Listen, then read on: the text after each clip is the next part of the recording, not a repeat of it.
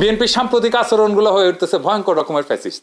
আমার পেজে এসে একজন বা দুইজন না, একাধিক মানুষ হুমকি দেয়, কেন বিএনপি সমালোচনা করি, খুন করে ফেলার হুমকি দেয়। আওয়ামী লীগও হুমকি দিত ইনবক্সে, আর প্রকাশ্যে ওরা হুমকি দিচ্ছে 32 নম্বর ভাঙার পরে, কিন্তু বিএনপির কোনো ভয় ডর নাই, প্রকাশ্যে হুমকি দেয়।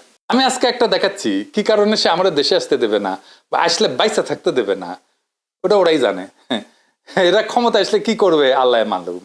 হ্যাঁ, আইডম থাকলে করে নিস রে ভাই, হ্যাঁ করে নিস, যে জিতবে ওই তো সিকান্দার হবে।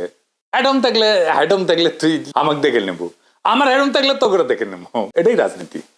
রাজনৈতিক দল তার আশেপাশে বন্ধু রাখে, যারা ঠিক দল করে না কিন্তু একটা লুজ সম্পর্ক থাকে তাদের সাথে। আওয়ামী লীগের কাছে কিন্তু মাস্টার ছিল, সেজন্য আওয়ামী লীগ এতদিন রাজত্ব করতে পারছিল। বিএনপি সবাই শত্রু বানায়, এদের কর্মীদের রাজনৈতিক শিক্ষা এতই দুর্বল, এরা যখন দাবরানির উপরে থাকে তখন কেসো হইয়া থাকে, আর যখন ক্ষমতার গন্ধ পায় তখন নেকড়ে হইয়া ওঠে।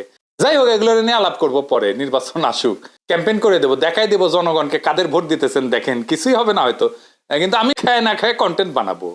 শুধু আমরা যে গালিগুলো দিছে বিএনপির কর্মীরা, সেগুলো কম্পাইল করলে না 10টা এপিসোড হয়ে যাবে।